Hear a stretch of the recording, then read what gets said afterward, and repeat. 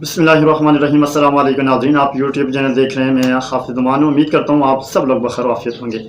नाज़रीन कराम, आज एक 2-3 अप्रैल के बाद एक तवील अरसे के बाद दोबारा वापसी हुई है। उम्मीद है कि आप सब लोग बखैर आफियत होंगे। आपको गुज़िश्ता ईद मुबारक, बहुत बहुत आप और आपकी फ़ैमिली को मुबारक। उम्मीद करता हूँ कि आप और आपकी फ़ैमिली भी बखैर आफियत होंगे। नाज़रीन कराम, ये ईद का एक ऐसा मौका होता है कि जिसके ऊपर इंसान अपनी फैमिली के साथ, अपने बीवी बच्चे और अपने रिश्तेदारों के साथ इकट्ठा होता है और एक ईद की खुशियाँ मनाता है। लेकिन कुछ लोग ऐसे भी होंगे हमारे माशरे के अंदर कि शायद मेरे और आपकी तरह उन्होंने भी ईद की खुशियाँ नहीं मना सके होंगे।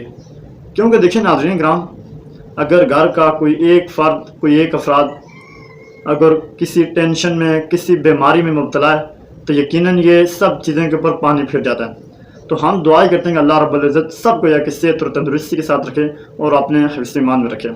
तो नाज़रीन, आज जो मैं आपकी खिदमत में एक अमल पेश करने वाला हूँ, इंतहाई मुजर्रब अमल है, आप सल्लल्लाहु अलैहि वसल्लम का बताया हुआ तरीका।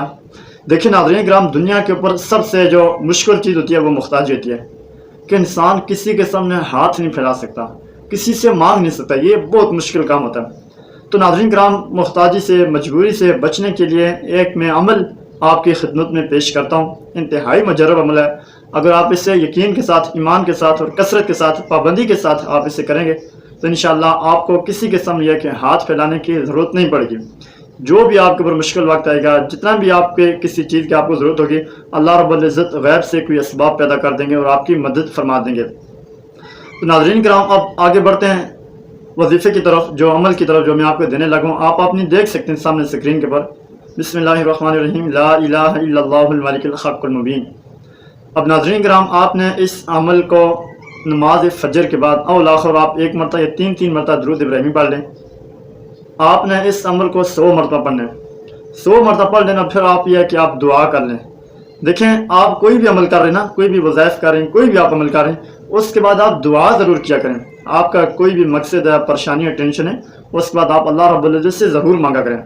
तो नाज़रीन कराम, ये तब ही होगा कि जब आप नमाज की पाबंदी करेंगे। जब आप नमाज की पाबंदी करेंगे, आप या कि नमाज के लिए उठेंगे फजर में, अगर आप फजर में उठेंगे नहीं तो फिर ज़ाहिर आप इससे फ़ायदा तो नहीं उठा सकेंगे। तो इसलिए कि नाज़रीन, आपको या कि उठना भी पड़ेगा और आप इस अमल की पाबंदी भी करें। इंशाअल्लाह ताला आपको कभी भी आपकी ज़िंदगी में किसी के सामने हाथ फैलाने की ज़रूरत नहीं पड़ेगी, किसी से मांगने की आपको ज़रूरत नहीं पड़ेगी। तो नाज़रीन कराम, अच्छी बात का फैलाना सबका जारी है, इसको आप आगे दूसरों के साथ भी शेयर करें। अब तक के लिए अपना ख्याल रखिएगा आप चैनल का भी। अल्लाह हाफ़िज़, मिलते हैं नेक्स्ट व्लॉग के अंदर।